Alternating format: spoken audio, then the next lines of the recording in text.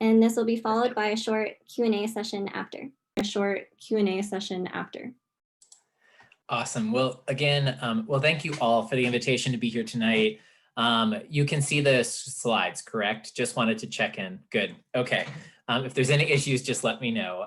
Again, grateful to be here joining you all tonight. Brian Patchcoski, he, him, his. I serve as the director of the Center for Sexual and Gender Diversity out of Student Affairs, and wanted to give a high-level overview of our work, but also give you a bit of an overview of what we've been up to in terms of COVID world. I think, so sadly, I'm not going to let you out of the COVID world. I know we're all, immersed in it in a variety of ways, but I think it's really critical to think about some of the disparities within community. And so, again, grateful to be here, have had some amazing opportunities to work with GPSA in the past. I was actually thrilled to see several familiar faces throughout the blocks on Zoom. And so, again, grateful to be here with you all tonight. And so just to kind of move us forward, you'll see lots of different photos from our work over the last year or so, but wanted to frame the conversation. I think what's really critical to think about right now is a week today, or a week yesterday, we are in the midst of voting an election. We know that there has been lots of division in a variety of ways, and our work is absolutely in those moments right now.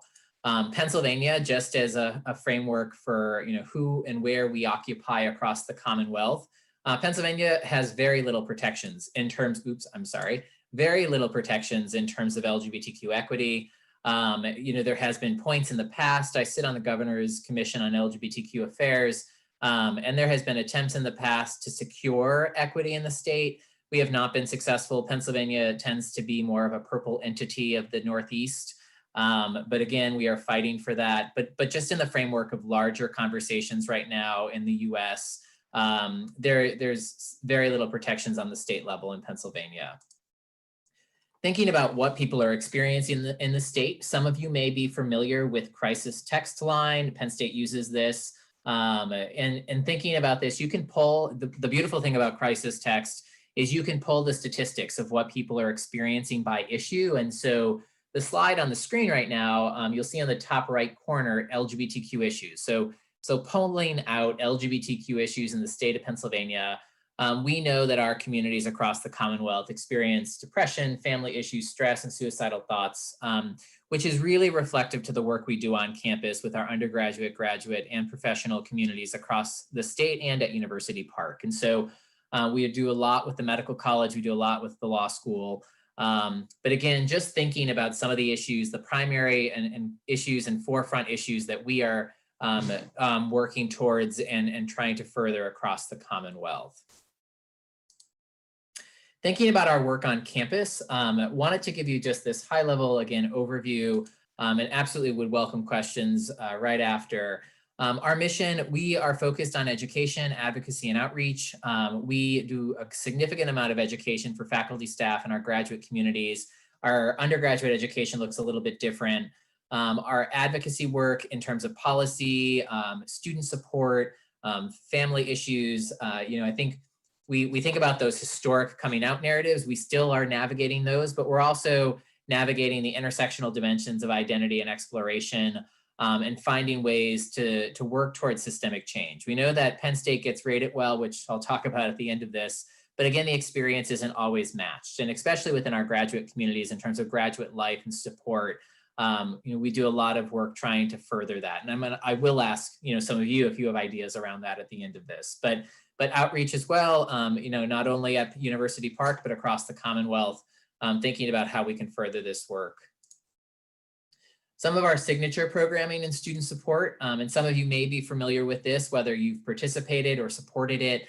COVID, again, has changed the way that we engage, but I will say, COVID has also changed the way that we think about equity and bringing people in and allowing access to events. So as hard as I think COVID has been, it's exposed system limitations, but also system opportunities. And so I'll talk about those as we go forward, but some of our fall signature programming in terms of welcome receptions, we're in the midst of LGBT History Month right now. We are just on the tail end of that, have hosted a few different keynote presentations, a variety of events. You can Google the Penn State news story, and showcased our Commonwealth partners across the state and some of the work they've done. Upcoming right now, we are just on the verge of entering Transgender Awareness Month, and there will be a variety of events. You will see also a very intentional focus on anti-racism this year, and that will continue. We have reallocated some of our resources, and I'll talk a little bit about that going forward, around those anti-racist conversations within a queer space, but also across systemic issues. Pride Month is in the spring. We don't do it in June here because of our student communities and where they're located. Our Lavender graduation is our end of year celebration of undergraduate, graduate, and professional students across the Commonwealth. Some of our signature programming, some of you may have participated in some of these areas. Graduate Connection has waned and ebbed and flowed over the years. And I know there are folks on this call that are familiar with our push towards student fee and expanding graduate student support over the last year and a half, 2 years at this point, I think. And that, the graduate student support, we had reallocated resources, and grateful to student fee to move some of that work forward. COVID has changed that too. We've been really challenged with, we are trying to create in-person community for graduate students that was interdisciplinary, cross-discipline, physical gatherings. And we also know, again, the risk that grad students in terms of teaching and practice and everything else you've been weighing, it's been harder to do some of our intended programming around graduate student communities. So, again, if there's suggestions, would welcome those at the end of today. But these are, again, we really base our work off of, education, the support, and engagement. And so be informed, find support, get involved. We hope there's a pipeline for engagement. So wherever someone might be, whether they're just coming out, navigating these spaces, or have been out for decades, there should be a space for folks to get involved with our work. I want to talk a little bit more about the graduate communities here. And so this is some of, we have done a variety of surveys to graduate communities over the last year and a half, 2 years. And these are the things that our graduate programming had focused on: community circles, coffee hours, socials and mixers, not another academic lecture. You are all in those most of the time. Sometimes you're giving those academic lectures, but how do you build community? At my previous institution, we had done a good deal of that work and wanted to continue that here. Again, COVID has challenged that some more, but I do hope that there's some opportunities that we can think about together and collectively to continue that emphasis. Again, support in research of queer and sexual and gender diverse areas, volunteer opportunities, discussion groups where graduate students can really talk about the issues they're faced within the classroom when they are teaching or supporting research in a lab. So that has been some of our continued conversation. We've been really trying to call out some of the anti-racism conversations and invite graduate students into those dimensions, as we've not been able to do some of these in-person gatherings. And I think we will continue that. But again, COVID has challenged us to really think creatively in a variety of ways. Here's some of the student organizations we support, both undergraduate and graduate. Our coalition of LGBTQ graduate students right now is kind of on hold based on their processing of paperwork.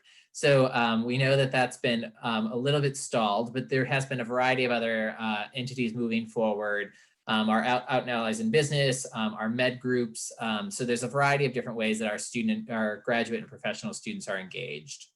We don't advise all of them, but we keep other programmatic relationships with a variety of them. And so as I tail end some of this work, I think we can't ignore COVID-19. I think we can't ignore the disparities that many of our marginalized communities are experiencing, and especially our communities of color, our sexual and gender diverse communities.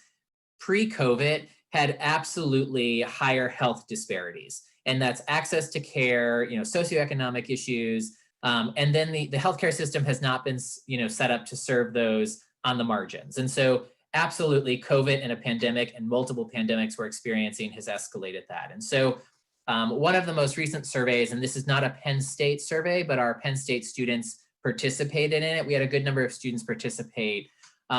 We know that, again, our high proportions of LGBTQ students, and this is inclusive of graduate and undergraduate students, are facing issues with basic needs, academic and financial related concerns, high levels of substance abuse, psychological distress, social isolation. None of this is probably new to any of you, because I think we are collectively experiencing these.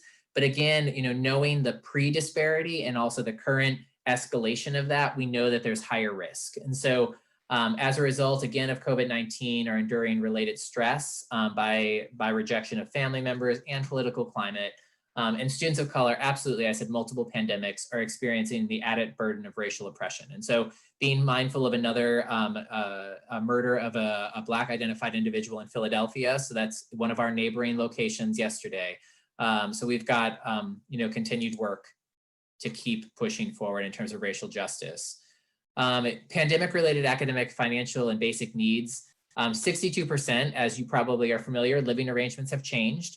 82% have moved back home. They're taking remote classes, but home has not always been good. And I think it's not always good depending on where you might be in your life. But again, many have been forced into this because of economic disparity. 43% have lost a job. 26% have had job offers rescinded. 37 reported an increase in coursework. I'm sure you're all familiar with that as well. Grades have suffered, dropped classes. This is absolutely, hurting our communities in a variety of ways. Psychological distress, 65% moderate psychological distress, 17% had issues accessing medical and mental health care, isolation, drinking more alcohol. Again, we've been in a variety of different settings and we're trying to cope. 30% heard family and other people make negative comments. 44% are hiding their LGBTQ identity or going back into the closet. I think that we've had a variety of students that we've been supporting and trying to navigate, Zoom support or non-in-person support where at home they're not supported. And so, or they're in a country where, all of a sudden their access to internet is being monitored. And so we do a lot of work around political asylum in a variety of different areas, but I think those areas absolutely in terms of internet security, what might be monitored, what might be safe, and what might not, has been part of our continued conversations. And then some of the intersectional oppression, 37% experienced an increase in white LGBTQ identified folks saying things that were racist. Again, increased mistrust, being misunderstood, and 43% spending more time educating white LGBTQ people about race. And so we know that the intersections matter and that work will continue to matter. Here's just the sum of some of the data that came out, and I won't spend too much time on this and willing to share this after today and also have a PDF of this that I can share too. So, but thinking about some of our work moving forward, this is the stuff that's on the forefront of our work. We have, again, with the grace of student fee, have been able to offer paid undergraduate and graduate positions in the center. That continues. It has continued since March when we went remote for the first time. We advocated to keep our student employees employed, and many of them needed that, both our undergraduate and graduate. Went throughout the summer and are still in, and we have a new team this year. And so our graduate support, I think we want to continue growing and still look to GPSA for partnerships.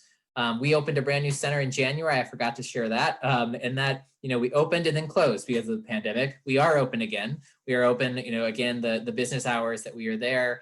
And we will continue to strengthen some of our signature offerings that I shared earlier. Like I said, we get recognized as one of the top institutions. I'm always, in a mixed mindset about this, is that yes, I like to take pride in our work, but I know, a lot of these things are weighed off of policy and procedure, but policy and procedure doesn't always mimic, individual student experience, undergraduate, graduate, and professional. And so I'm mindful of that. I think it's great to celebrate, but I think it's also, again, recognizing the amount of work we still need to do collectively, whether that's GPSA, UPUA, CCSG, any of our governing bodies that are representative of our student communities. And so with that, I'm going to stop sharing my screen and welcome any questions you all might have for me in terms of our work.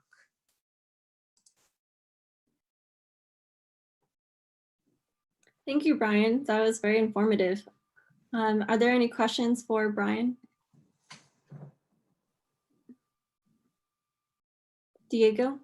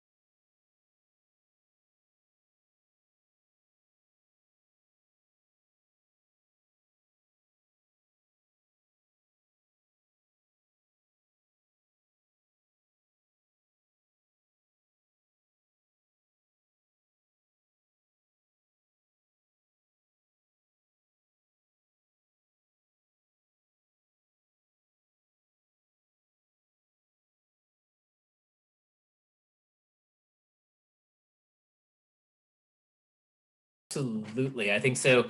Yeah, so I think in terms of the 1 year comment, this is a trial year in terms of the framework that we're trying out. We are going to be making the request, so Claire's on here, to student fee to continue funding and actually increase funding in that area. So we've repositioned available resources we have right now and have secured some donor monies to also assist with that development. And so that, again, I think this year we have done it, but we haven't done it in a formalized way. So we rededicated our graduate assistant position and other staff time, so FTE time, to actually developing the content, the framework, and have started our entire staff has actually, our staff training has been reformatted this year, actually based in and cored in racial justice and anti-racism practices. And so that's going to continue. That's not changing. I actually think we can only enhance it from this way forward. The other piece of that, I think, so I don't know if you're familiar, so ACPA has released, along with NASPA, so higher education organizations, there's a racial justice and decolonization framework that is actually really well put together. It's something that we are positioning ourselves, and it goes into absolutely the humanization of things, but also the critical inquiry into the systems and networks that have been privileged since the beginning. And we know that education is a system of privilege that has been, created from the beginning. And so we are going to, again, we are right now, so in November, so we actually have done a variety of different sessions this fall already. And so the one in October, we devoted exclusively, so there's been spaces that have been, we've actually connected to consultants. So the consultants are external so that students, faculty, staff feel able to share versus it being us.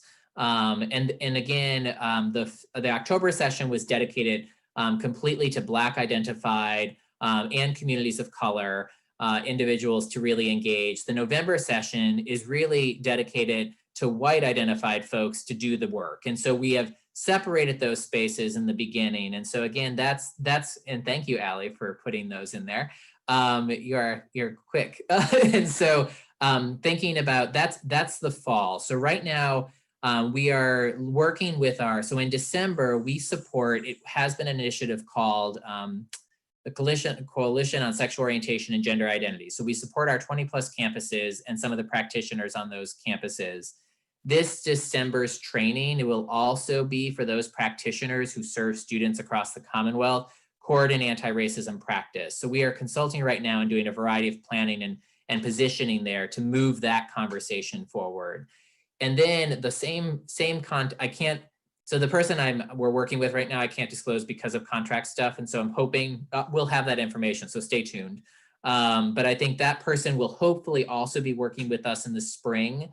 Right now, I think none of us want to be on the foundational practice, but we need to create the foundation for us to build upon. And so I think we're going to continue building upon that foundation in the spring. And I think, as we go forward with student fee requests, thinking about how this is the core and foundation to our intersectional practice, we hope to only build further. And so is that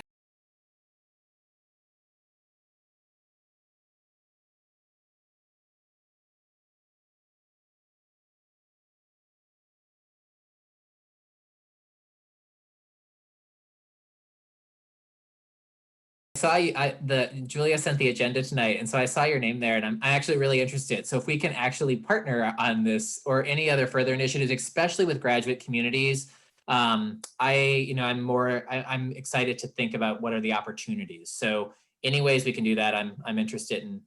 Yeah, please do let me know how I can connect. Claire?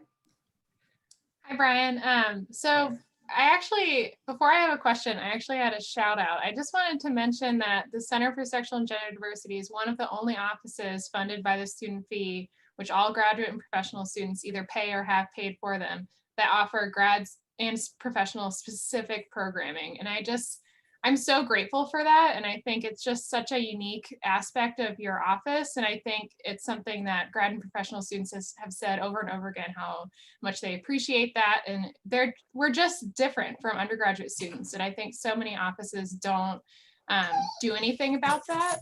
So I'm so grateful for that. My question, I am wondering a little bit more about the in-person programming that you're offering. Are you getting interest for that? And if so, what kind of interest? Are you planning to continue that? Just because I've received pretty little interest from grads about in person. So I'm just wondering what you're getting. Yeah, it's interesting. So in terms of, thank you for the comment about the graduate student programming. So thank you for that. I'm not good with praise or any recognition, so I'll dismiss that. But anyway, thank you. In terms of the in-person events, we have, when we first started offering them, attendance is low on the undergrad side as well. I think especially, the reason I put the COVID information up here, I've been a pretty staunch advocate to challenge people for the in-person programming, especially for marginalized communities. Our marginalized communities know that, there's a risk and that there's an increased risk. And so I think that's the realities. And I think our colleague units in terms of advocacy and equity are also noticing low attendance. And I, that's through communication with students, is that people are scared. And I think there is that, and political risk, everything else that we're facing right now in terms of systemic injustice is at the forefront. And so we as a center, any of our advocacy peers can't change that. And so we have offered, so I was noting earlier that the COVID has taught us, ways that I think we're going to carry forward in the future. Our keynote events have garnered more attendance than we have ever seen in-person events ever at the center. So we had Blair Amani, who focused on intersectional movements and intersecting movements just 2 weeks ago. I've lost all context of time, 2 weeks ago. And Blair's presentation was not only probably one of the best and most dynamic presentations, but was again had nearly 500 people on across the U.S. and the globe, but places where Penn Staters are. So we are able to track back with the data that WPSU gives us. We're also able to have it interpreted in American Sign Language and captioned and expand accessibility in ways that we've never been able to do. And so I think in-person events for me has not been as much of a focus. We're still offering some small things. So tonight there is an Arboretum fun thing that people are just gathered. The other thing that we've been working with that is a November thing, Shavers Creek, because undergrad students really don't have the car to get out there. Our grad students do, and there's an ability for us to social distance in nature. There's some really great queer work happening in environmental justice and queer justice that is absolutely, I think, Shavers Creek is attuned to. And I think that we're going to try an outdoor kind of thing. November is cold or getting colder, but it's something that some other grad students said that they'd be more interested in. I think for right now, any other gatherings, I want to respect people where they're at. So we're trying to navigate, adding not another Zoom meeting, but making more collective and powerful experiences with the things that we can actually invest in that would invite people into conversation. But again, the in-person stuff, I think we're going to be faced with that in the spring. And, I really do encourage any of you on this call that have creative ideas. I'd go back to Diego too in the equity committee. If there are things that we can do to support graduate communities, that's, Zoom or Teams, I feel like that's what we're all doing right now. But anything in that regard that we can do that isn't exhaustive or more exhaustive than what we've already are asking people to do, please send it along. I think we're more than willing to try. If it fails, it's failed. We tried. But I think there's so much heaviness in the communities. I think going into the political next week, I think that's going to also bring in another form of exhaustion. And so I don't know if I fully answered your question, but I think if we can be helpful, please let us know. Yeah, you did. Thank you so much. Thanks, Claire. Audrey? Hi, Brian. Thank you for giving the talk. I had a question regarding the faculty that we have at Penn State. So I was wondering about my question has two parts. First part is, what issues are you seeing graduate students are facing in the intra-departmental interactions where they have their own student associations, and within their friends and colleagues? If you can throw some insight on that. And also, what kind of faculty involvement have we seen on the work that you are doing? Because grad students have, as we understand, an intricate relation with their faculty and advisor. So I was wondering if you can throw some light on that.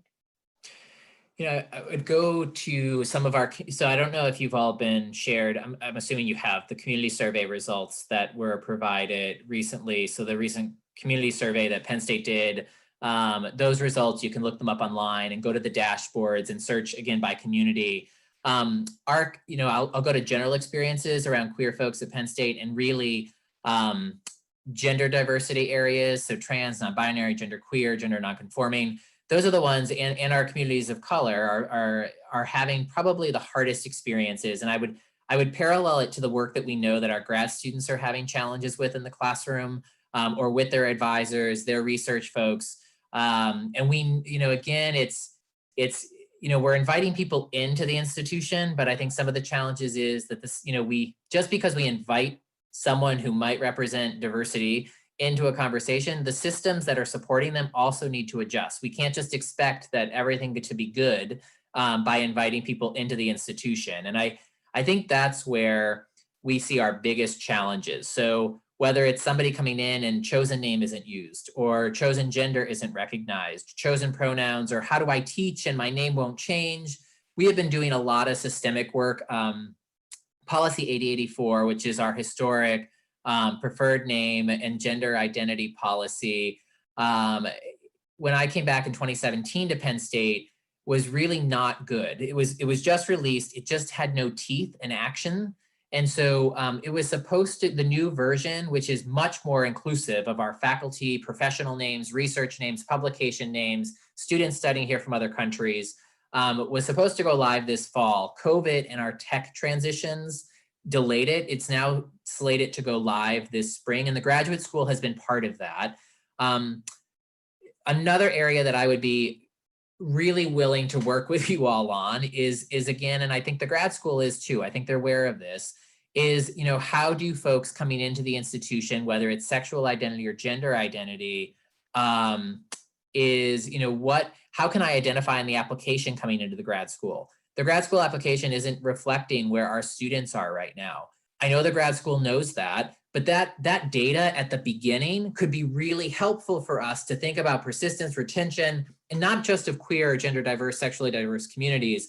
But I think that hindrance right there stops us, leads us into challenging situations in departments, and then doesn't actually hold us accountable for taking that work forward. And so, I think, those are, that's a smattering of some of the issues. But I think there's, in terms of faculty involvement, we again have a good deal of faculty connected to us. We have another list that is a faculty staff network. We've been working with human resources, and human resources and faculty is an interesting relationship, I think, always, because again, academic institutions, it's a weird system. But we have been working, there's a new position coming about that is supposed to be an employee resource group and faculty resource areas. I think there's still so much work to do. I think our I'm using this term just broadly, but our diverse representing faculty are in a, I still don't think they're representative enough to actually, again, there's so much to build a support system, a network, a community, very much so in terms of graduate communities. I think, my conversations with Student Feed have received funding in the past is, people are searching for community, but we can't have community if there's not those folks represented, or people are fearful of being represented, and the systems aren't supportive of them being represented. And so is that helpful in terms of a response? Audrey? Can I have a follow-up question? Mm-hmm. So thank you for your answer. So it was helpful. I identified two things that you talked about, and I was wondering, so regarding the statistics for the incoming graduate students, right? So we already have graduate students identifying them on the basis of race. Yeah. So they do identify. Why? So what is the main challenge for you in including this kind of an identification for graduate students, is there any challenge or hindrance that you have to get through? Where is the process stuck is first question. The second part is again regarding the faculty involvement. So you said that, okay, so even if participation is voluntary, right? So it's not essential, it's not compulsory, so it's not, and it's difficult to know if we can make it can be made compulsory or not. That's a very fair argument. However, what are the strategies that one can take? So even if you don't have, when you in a time period where you are not equipped with this data of what is the penetration of these communities within the departments, what are the other strategies would you take, have other places taken where these programs have been successful to get a better outreach among the top echelons of our college, that is the faculties who have a lot on themselves to, who can do a lot in terms of impacting everyone of our grad students? So in terms of, again, I think the question around the demographic aspect, my challenge there is we just don't ask questions around the sex and gender. And we ask questions about gender, but we're actually asking sex on our applications, and sex being male, female, that's not gender. And so we currently have a tremendous deficit in our data research, in our data management at Penn State. We've just chosen we haven't asked the question yet. And the grad school knows this. I think we're trying to get there. But I think in terms of other institutions where people have identified, can they identify, we're not there. I think in terms of the faculty piece, so, I'll give a college example. Eberly College of Science is working to create this internal, they're considering it like a rainbow network, but it's holding their faculty accountable, especially lab managers and other folks that work directly with some of their graduate communities, to actually be through educational sessions. And so, or to go through and assess those. One thing I will say is educational sessions do not change people. There has to be a willingness to shift and a willingness to be held accountable. And, we can't make that happen in a mandated training or educational session. We know the data out there about mandated training doesn't necessarily make people better people. But I do think as we, look at other institutions, my previous institution being at Cornell, we had created some really interesting and powerful networks, but we need to actually start creating those networks. And I do think some of the pipeline of where new positions are coming in or new expectations are coming in, there also needs to be funding with this. I think, again, I think Diego, I'm not sure which was the funding aspect there, but I think funding absolutely for these initiatives has to be there. But again, some of the college level investment has been really critical. Like the College of Liberal Arts has been moving a good deal of support and holding people accountable. So in terms of their demand of their performance evaluations and how we assess if people are meeting the competencies of the college, College of Arts and Architecture has also added a dimension of review around equity and inclusion. But we're still in this very piecemeal format. So it's not a systemic thing. But I think those accountability standards have been really helpful for college specific change. But I think people know that it's college specific yet and are afraid, and especially in the environments where this hasn't been the conversation at the forefront, to kind of move us to that next step. Are there any other questions for Brian? We can have time for one more. Audrey. Final follow-up question, Brian. Thanks for the answer. Absolutely. So finally, so you said, so are you saying that in your opinion, accountability is the most efficient way to bring positive change? I think it's a part of it. So I think so I'm going to go with a both and. I think we need to be able to, again, I think if we are having these expectations, we need to define what the expectations are. I think that's part of it. So as an institution, and I think from graduate perspectives too, what is our expectation for our graduate communities and the faculty working with them or the staff working with them? Same thing for our undergraduate communities. How are we defining what equity and inclusion looks like? I don't think we're actually fully there as an institution. But again, I think there's work there. But I think once we define that, we also need to hold people accountable to that.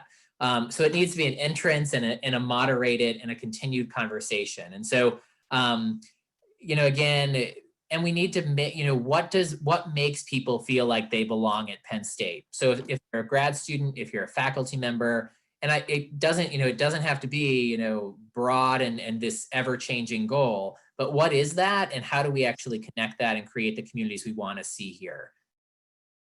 If that's helpful. Cool. Thanks a lot. Diego can have the last question.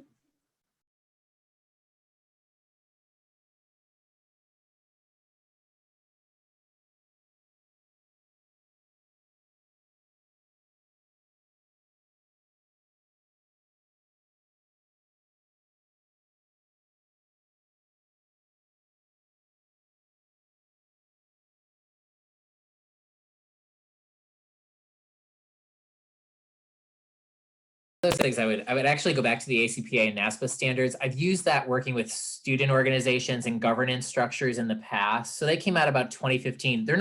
They are revolutionary if you actually put them into practice. But again, it takes time. Again, this work is it's not a sprint, it's a marathon. Again, those practices, I would take time to figure out what that means with the governing practices. What does it mean to question the systems that we've created in terms of shared governance? And it doesn't mean blowing it all up at once. But again, using some of those standards that absolutely allow us to think about equity in different ways and systems and where power and privilege has rested over time that we may not have always considered. They're uncomfortable, but I think they're discussions we have to continue to have and move forward. Thanks so much for your time, Brian. We really appreciate it and answering all of the questions. Absolutely. Thank you all for the invitation. And please do feel free to reach out. Have a great evening. Stay well, be well. And again, please reach out to us if there's any ways that we can support. But thank you all for the invitation to be here tonight. Thank you. Thank you. Bye-bye. I will